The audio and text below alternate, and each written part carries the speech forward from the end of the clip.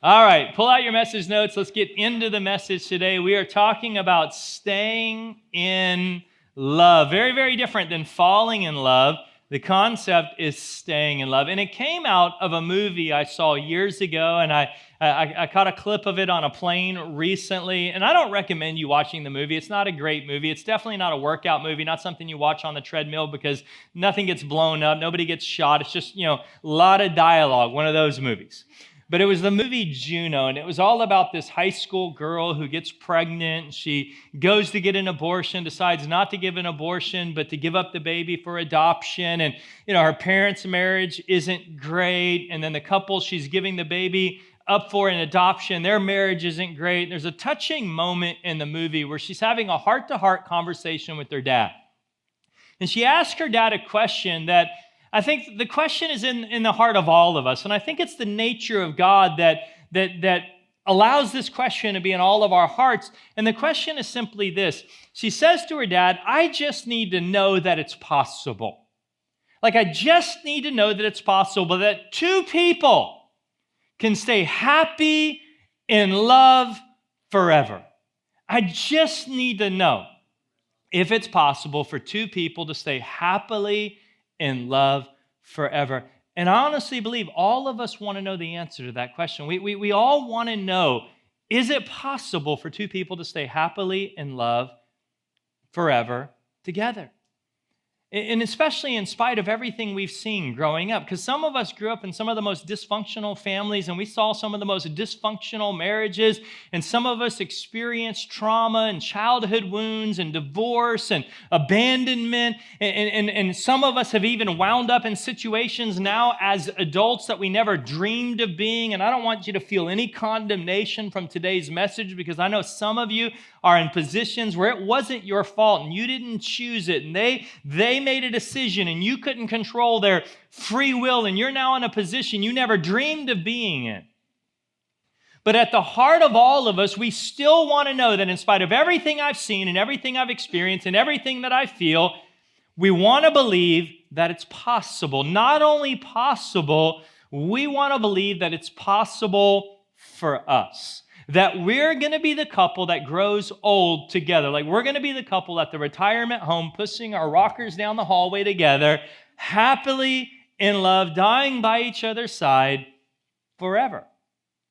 And the truth is, even though it is possible, in the world and the culture we live in today, it's just not probable. Possible, just not probable. Now, before we talk about what it means to stay in love, let's take about 10 seconds today and talk about falling in love, because that's really all it requires is 10 seconds. Because how many know to fall in love today, all you need is a pulse. If you have a pulse, you're good.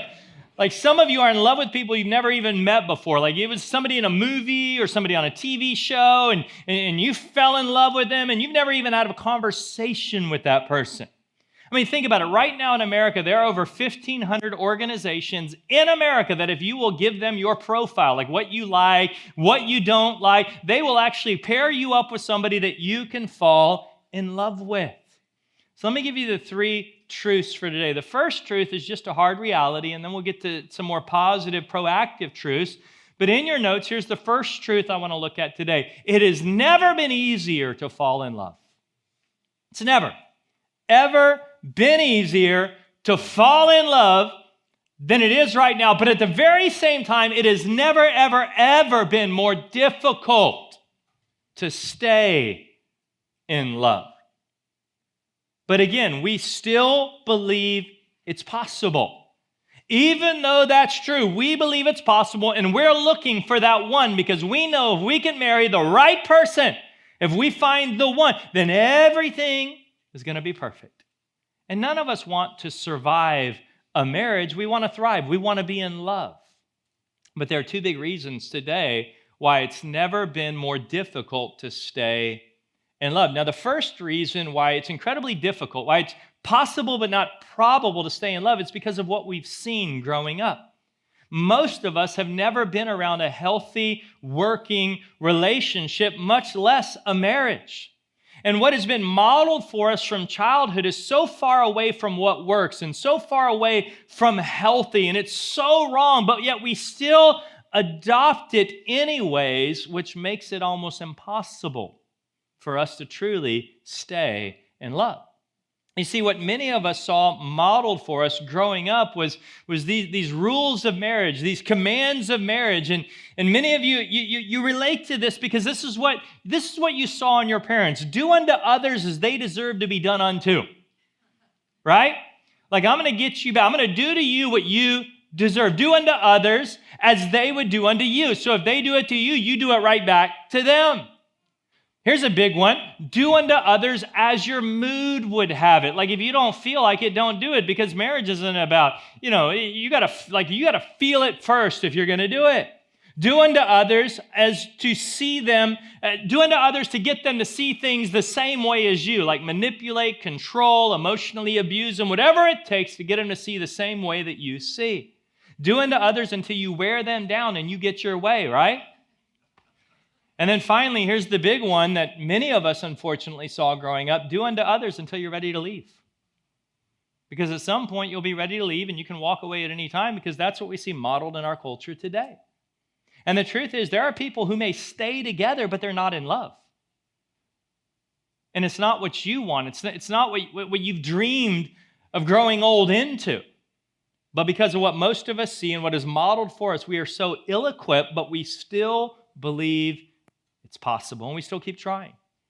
So the first thing is what we've seen. The second thing is what we felt growing up. Some of us, we had feelings, and we were honestly malnourished emotionally, and we just have a deficit with the right type of feelings growing up, which really puts us at a disadvantage. We feel kind of emotionally paralyzed or emotionally handicapped for what it really takes to have a healthy working relationship. There was a group of doctors and clinical psychologists that got together, and they created a list of what it takes to have a healthy working relationship. And the list is simply a list of things that you needed to receive as a child. You needed massive doses of each of these as a child. And you needed to see these things modeled in your parents. Like, your parents needed to model these for you, and they needed to give you these things. And if you saw this modeled and you felt it and received it growing up, then you would be set up for success in your future relationships, like long-term, healthy, working relationships. And here's the list. And I know some of you are going to think, man, that sounds exactly like my childhood. Like, I got massive doses of each of those. Respect, encouragement, comfort, security, support, acceptance, approval, appreciation, attention, affection. Now, how many of you got massive doses of all of those growing up? Like, no one. I think there may be like one or two people in our entire church that was their childhood. See, for most of us, this was so far away from the reality that we knew. It was so far away from the reality that we understood. And if this is what it takes to equip us for healthy, long-term working relationships, what are the odds that we're going to maintain a happily ever after?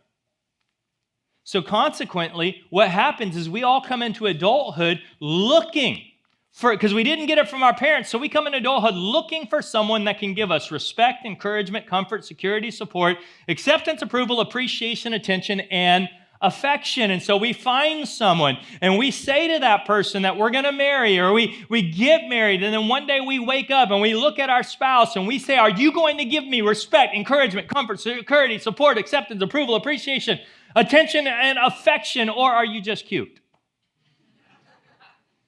Or do you just have a good job? And see, what begins as a hug in our relationship turns into a stranglehold, doesn't it? Because now we're demanding from that person, you better give me support, and you better give me comfort, and you owe me security, and you owe me attention, and you owe me, because I came into this relationship at a deficit, and I've been malnourished emotionally, and so I need this stuff from you, and if you're not going to give it to me, I'm going to squeeze it out of you. And now I'm beginning to wonder why you're not as pretty as you used to be. Well, I don't feel like the way I used to feel. Like, you're not doing it for me anymore. And all of that emotional energy that we felt when we fell in love begins to evaporate and slip away. You see, most of us were fully equipped to fall in love. but few of us really know how to stay in love. And another big problem in our culture today, especially amongst millennials today, it's really an American thing, is we have an incredibly low threshold for pain. Incredibly low threshold for pain. Anything that hurts, we'd rather walk away because we think if it hurts, it must not be right.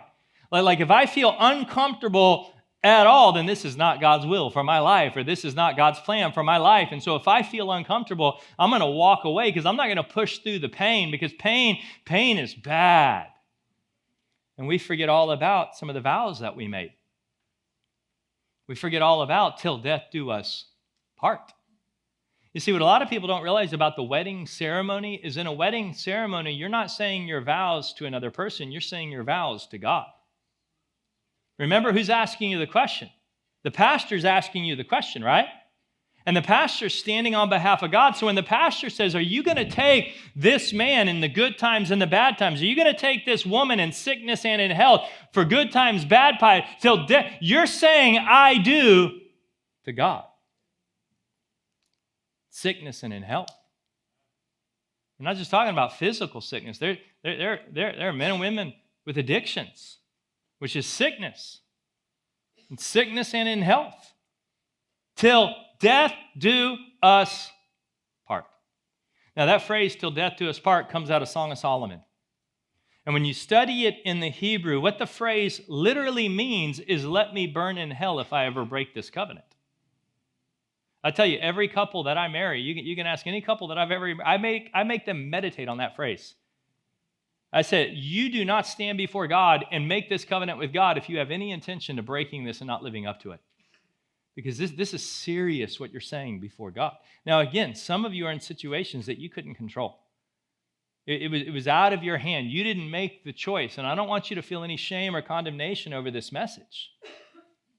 But there's some of you that, because of a low threshold for pain, you'd rather just throw some stuff away.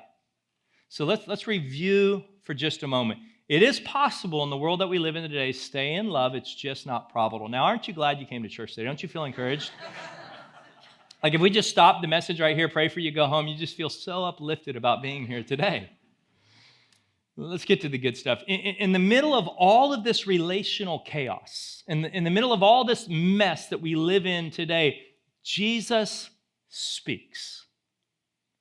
And Jesus speaks right to the core of all of the mess that we're in the middle of. And what Jesus says to us is he gives us the foundation, not for falling in love, but the foundation for enduring relationships, the foundation for staying in love, the foundation for the type of romance where you can't wait to get home from work at the end of the day, where you love the sound of the garage at the end of the afternoon. That he gives us the foundation for it.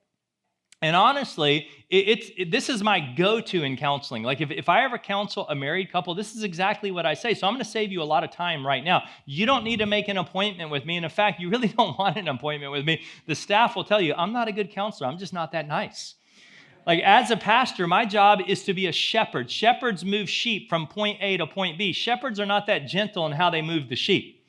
So let me just tell you, if you want someone to be sweet and nice and built, that's not me. I'm a shepherd. Like I move things along, and I'm going to tell you right now what I'll tell you if you come and sit down with me. And if you do this, all you got to do, here's all you need to do. Take the advice that I'm about to give you, because it's not from me, it's from Jesus, and then just tell your small group to hold you accountable. That's really all you need, and you'll see progress. And here's the truth. If two people will commit to this, you will see the most incredibly beautiful marriage begin to grow, even out of the ugliest, worst situations, like the most damaged, broken situations. If two people will agree to do what Jesus says, you'll see something incredible. But let me also say, even if only one of them agrees and the other one's not ready, if one person commits to doing what Jesus says, eventually over time, you begin to chip away at the other person's heart. Here's the big question in the equation, though. Who goes first, right? Like who takes the first step? Well, let me answer it for you. The person that takes the first step in your marriage is the one that feels like they're the most spiritually mature. It's not what you wanted to hear, right? Because you know you're more mature than your spouse. Like they need to do it because I'm not going to do it till they do it, and I'm the mature one, right? That happened to me this week. Like I don't know why, but every time I preach on marriage, like anything to do with relationship, my wife and I get into the biggest fight the week of like, I just know if I'm preaching on marriage, we're getting into a big fight. Like, and so, we weren't talking for a day, and it was so funny because last night she came in and she says, I want to apologize and say I'm sorry, and really I was the one that was wrong. I was the one being stubborn, and then she had to remind me. And by the way, I'm the one that's spiritually mature because I was being too stubborn to give in, and so that's just, the way it goes. So I'm going to sign up for some counseling after this myself. Anyways, let's get into what Jesus says, because this is so simple what Jesus says, yet it's so counterintuitive. It's so simple that you might miss it because it's a paradigm shift. What we're going to do is we're going to readjust north on your relational compass, and you need to be careful because when I say it, it might go over your head. Like you might completely miss it. But if you've ever found a couple in life and you've seen their relationship and you've said to yourself, I want a relationship like that, I want to be like them, you will see this at the foundation of their relationship. You'll see this principle at play. It's so simple, it's so powerful, it's rare, but it's absolutely accessible and available to everyone. Jesus in John chapter 13 gives us the greatest advice on marriage. And again, the best verses on marriage in the Bible, no one preaches them in regards to marriage. We apply them to every other relationship in life. We just don't apply them to our marriage, and it actually is the most powerful application of marriage. He says to the disciples in John 13, a new command I give you. Now, the disciples had the Big Ten, and they had over 600 other commands and rules out of the Old Testament. So when Jesus says the word new in the Greek is kainos, and kainos isn't just new. It could also be interpreted as extraordinary. It could be interpreted as remarkable. I give you a remarkable, extraordinary command. It's there. It's recently been discovered. It's always been there. It was just kind of hiding in plain sight is really what it means, because what Jesus is about to say really isn't that new. It was always there. They just didn't see it for what it was. A new command I give you. Now, here's the greatest piece of advice on marriage you're ever going to get. Love one another. And I know some of you are thinking to yourself right now, oh, Pastor, come on, you should have studied harder. Like our marriage is falling apart, and that's the best you've got? That's what you're giving it? Can I be honest with you? Most of us today are way over-sermonized beyond our level of obedience. Like we know more of the Bible than we're actually applying and practicing in our life. So it's not about how much knowledge you have. It's about what you're actually putting into motion in your life. And what I want you to do is I want you to listen what Jesus does right here, because if you don't listen, it's going to slip right by you. You're going to miss exactly what he's doing. Jesus takes this word love.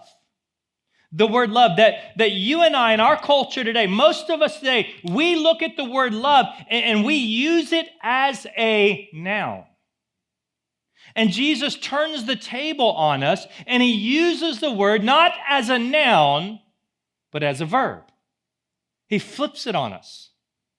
Jesus says, in other words, I want you to go home and I want you to love each other. And I know what the problem is. In our culture today, love is something we fall into like a swimming pool, we fall out of like a high chair. It's a noun to us. This is why Jesus would have been a terrible marriage counselor. Like you would have hated to go to Jesus with marriage issues. Because you'd come into Jesus and you would say, well, she's been doing this and she's been doing that, and I can't stand it when she does this, and he's doing this and he's doing that, and he just won't listen, and he's just bullheaded and this and that and the other. And Jesus would say, okay, here's what I want you to do. Are you loving her? Are you loving him? And what you would say to Jesus, you would respond, well, I used to.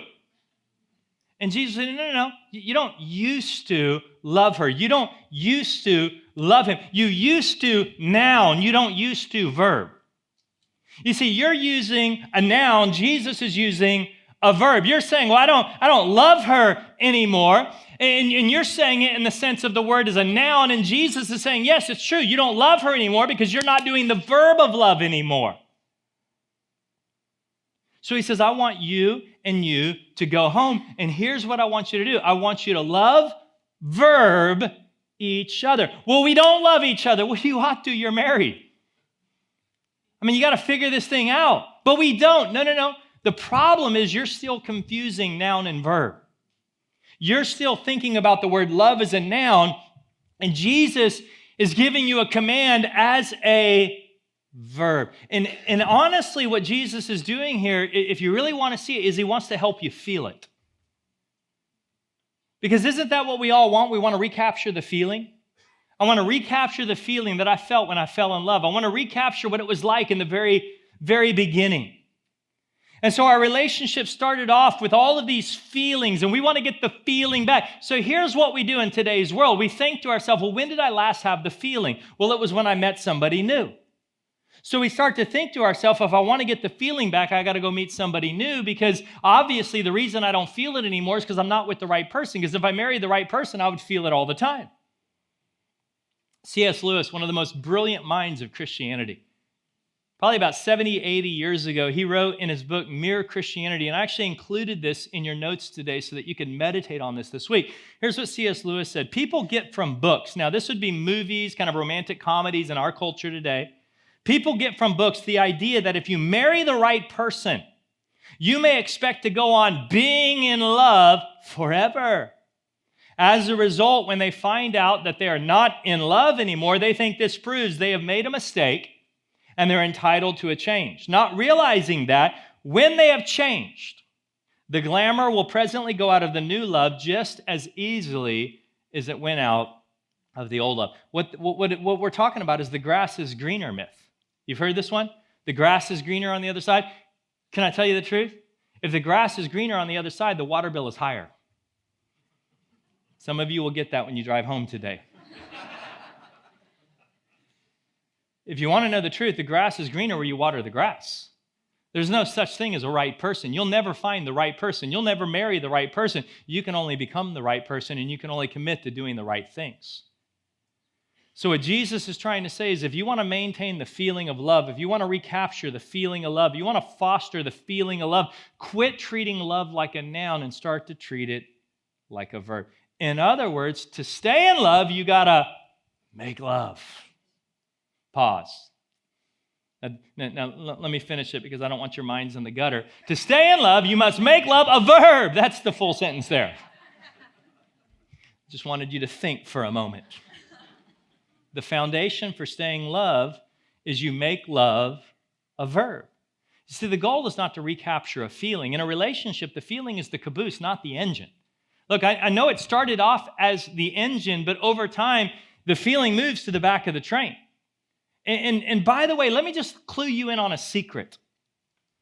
And don't tell anyone I said this. So don't let it leave the room today. But the more you make love a verb, the more you'll make love. So just take that for what it's worth. But it's true. It's true. The more you make love a verb, the better the relationship will be. When you actively love one another, it rekindles the feelings. It rekindles the emotions of the relationship. And how do we do it? Well, Jesus gives us the model. He goes on to say in verse 34, as I have loved you, as I have loved you, you must love one another. So what he's saying is, I don't want you to take your cue from culture. Like don't watch the movies to figure out how to love each other. And don't even follow your parents. And your parents may have had a great relationship, but I don't even want you to follow how your parents did it. I want you to do it the way I did it, the way I treated you. That's how I want you to love one another. Think about it. How did Jesus love us? He loved us when we didn't deserve it. He loved us when we weren't good enough. He loved us when we weren't living right and doing what we needed to do. While we were sinners, Christ died for us. See, this is not about falling in love. Anybody with a pulse can fall in love. This is about staying in love. To stay in love, you've got to make love a verb. Years later, the Apostle Paul comes along and he says the exact same thing that Jesus says. He just uses a different word. But this whole concept of making love a verb, Paul puts a different word to it. The problem with what Paul does is he uses a word that is offensive to us today. He uses a word that is difficult. He uses a word that gives us a bad taste. Like we don't like it. And in fact, here's what we do with what Paul says about this concept. We dismiss it and we say that was for a long time ago. That's archaic. That's out of date. We don't live that way anymore because we don't like it. Because Paul comes along in Ephesians 5 and this whole concept of making love a verb, he gives us this word, submit. Man, you don't like that, do you? Like, I'm not going to submit to them the way they're treating me, the way they're behaving, the way they're acting. I mean, I'm not going to make myself some doormat. And again, I'm not saying submit to abuse. God does not want you to submit to abuse. I'm saying submit to a relationship, submit to a marriage, submit even when they don't deserve it. Submit to one another. That's what it means to make love a verb. And again, here's the Jesus part, out of reverence for Christ. So you're not doing it because of who they are. You're doing it because of who Jesus is. You're not doing it because they deserve it. You're doing it because Jesus deserves it. This is the starting block for anybody that wants to stay in love. It's mutual submission. And so what it looks like in your relationship is you say to your spouse, you say, listen, in this relationship, you're the priority. And then they say to you, no, in this relationship, you're the priority. No, in this relationship, you're the priority. No, in this relationship, you're the priority. No, in this relationship, you're the priority. And that's what it looks like. It's two people making the other person the priority. And when that takes place, it is beautiful, it is powerful, it is incredible. Now, it's rare and it's scary because few people want to do it. But when you see it done, you say to yourself, I want that. Whatever they have, that's what I want. That's what I long for. And again, this is love actively one another. Love like a verb. You submit. You actively place yourself under the other person, not because you're not as important as they are, but you're making a choice to prioritize them. And it doesn't make sense. It doesn't have to make sense. When you do it, it's powerful. When you do it, it's beautiful. When you do it, it's incredible. And this is the foundation for staying in love. Not staying married. There are plenty of people who stay married, but it's not what you want. It's the foundation for staying in love. Now, as a pastor, I have this incredible privilege that many of you don't get, is I get a front row seat to some of the most messed up, broken situations, people, marriages, lives that you've ever even, like I hear stories and see stuff that's like, there's no way that one's getting fixed. Like that is beyond, like that is so damaged and so broken. And yet, through God's grace and the power of God and the love of Christ, I get this front row seat to watch God restore situations that no one else would give any hope to. And it's absolutely incredible. It's the gospel. It's great. And the key, not in your notes, is what John says. We love because he first loved. You see, you can't give anything that you haven't received. Remember the list of all the things that you have to receive to have a healthy relationship? Here's the good news. Through the gospel, you can receive that entire list from God. Like all of that appreciation, that acceptance, that security, that all of that God will give you. We love because he first loved. So even though the odds may be against you, with grace, it's possible.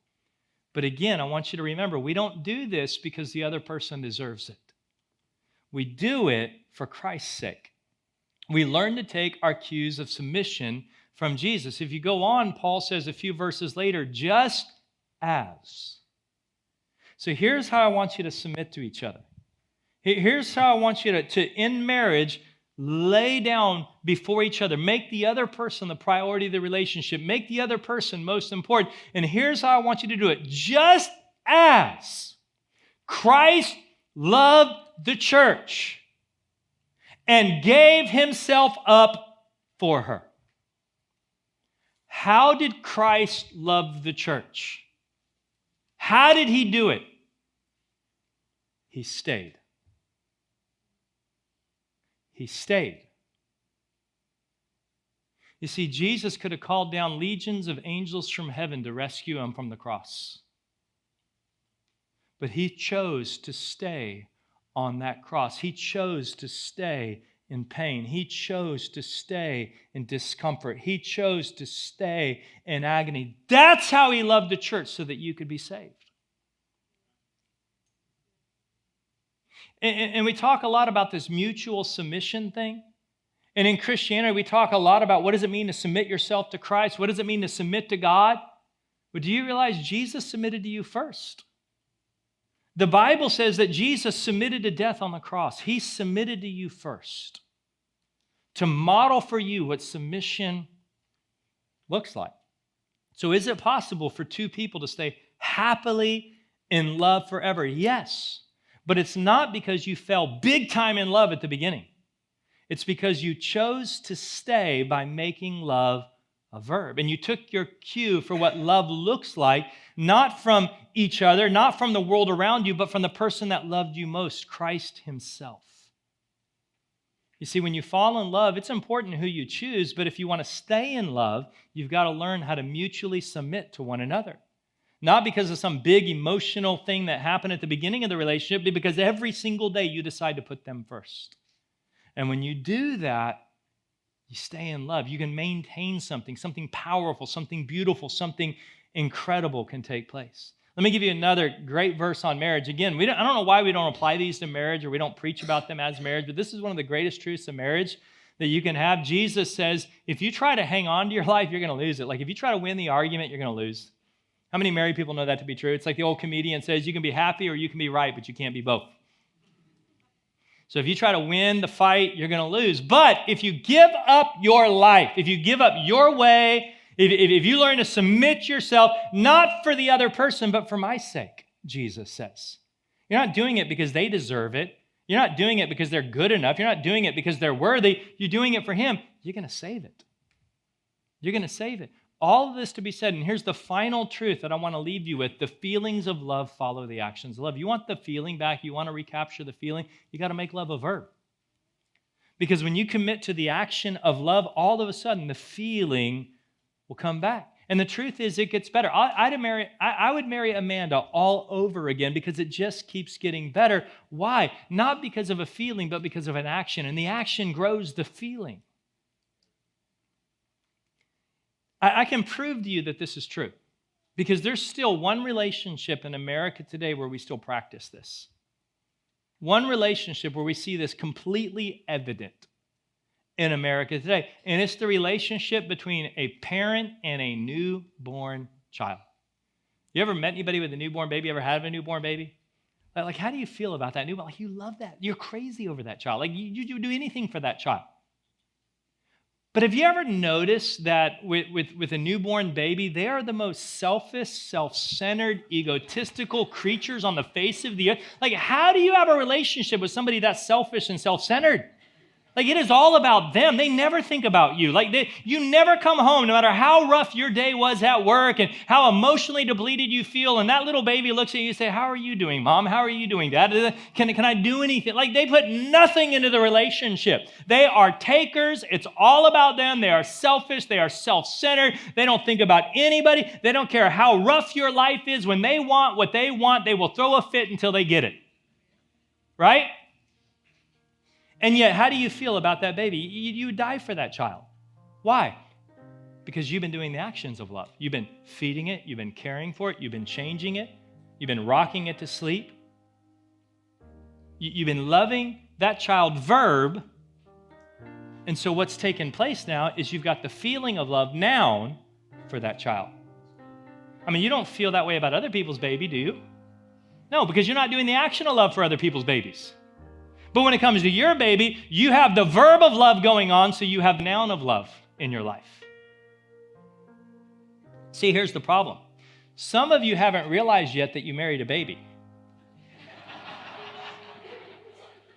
Right? Well, they should know better. No, they don't know better.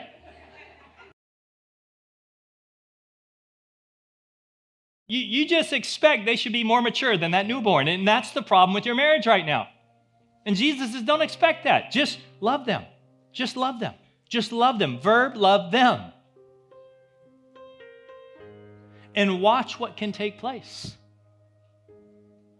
See, the Bible says a day is like 1,000 years and 1,000 years is like a day. So the reality is most of us here today aren't even a day old yet. So why do you expect people to be more mature than they really are? At the end of the day, it doesn't matter who they are. It matters the commitment you made before God. Jesus would sit you down and he would say, love one another. And then he would say, as I have loved you, that's how I want you to do it. I want you to remember when you didn't care about me, when you weren't living for me, when you were doing your own thing, I loved you. And I gave my life for you. Not because you deserved it, not because you were good enough, but I loved you and I gave my life for you. Aren't you glad that Jesus didn't wait till we deserved it? Make love a verb. This is very different than the world that we live in. I love you. I love the way I feel around you. I just love you, baby. That's great for music, but it doesn't work in marriage. So let me recap quickly. You don't stay in love because you pick the right person. There's no such thing as a right person. You stay in love because you commit to doing the right things. You don't stay in love because you fell deeply in love, because as quickly as you fall in love, you fall out of love. You stay in love because you choose to make love a verb. And you do it because that's how Jesus did it.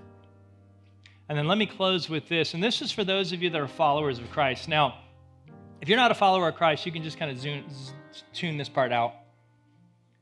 What I'm about to say is really difficult for Americans. So if you were born and raised in America or any Western civilized nation, this is going to be incredibly hard for you to understand and process. But I want you to understand that we are Christians before we're Americans. Like our allegiance is to the kingdom of God before it's to America. Because I am a follower of Christ. Now, in America, we have an individualistic mentality, which means what's best for the individual is more important than what's best for the collective whole of the community. In the Middle East, it's not like that. In the Middle East, what's best for the community is more important than what's best for the individual. But for us, it's all about my individual rights. It's about my individual freedom. It's about my individual happiness, the pursuit of life, liberty, and happiness. This doesn't really work in the kingdom of God all that well. It's great for the American Constitution, just not so great with your Christian faith. You need to understand today that your marriage is much bigger than your marriage. Your marriage is much bigger than you. It's not just about you. It's not just about your happiness. It's not just about peace in your home. It's so much bigger than that. You need to get your eyes off of just this little home. And you need to really try to see what God is doing big picture. Because it's not just about you. Because if you read the next verse in John 13, Jesus says, by this. By what? By the way you love one another. By the way the husband loves the wife. By the way the wife loves the husband. By this, everyone will know that you are my disciple if you love one another. Do you realize the most evangelistic thing you can do in your community is build a great marriage? Build a Christ-like marriage. Build a marriage centered on making love a verb. Because what's going to take place is your neighbors are going to look at you and say, how do you do that? That is so, we want what you have. It doesn't make any sense. How did you get there? Your coworkers at work and say, I've never seen a guy talk about his wife that way. I've never seen a woman talk about her husband that way. What are you guys doing? By this. Everybody will know. You see, it's not just about you. God has a much bigger purpose for your marriage than simply you being happy. It's about the kingdom. It's heaven or hell. And when we get this right, we build the kingdom. When we get this right, people get saved. When we get this right, the world will know that we are his disciple. If we love one another. Would you close your eyes with me for a moment? Father, in the name of Jesus, Lord, I know this message lands in some pretty heavy spots for some people here today, and I don't want anyone to feel any level of shame, guilt, condemnation over their past. You are not asking anybody to go back and change their past, to live in regret, or to even beat themselves up over decisions they made in the past. There is grace and there is forgiveness. All you're asking them to do is be accountable for today forward. So we forget those things which are behind us because they are covered with grace and forgiveness. And God, we just make a commitment today to follow you into our future. And we know even our future is covered by your grace, but we make a commitment to allow your grace to empower us to submit to one another, to love one another, to model what it means to love people the way you loved us, to love them not because they deserve it, not because they're worthy, not because they're good enough, but to love them because of the way you loved us. Not because of who they are, but because of who you are. In the name of Jesus, amen. Would you stand?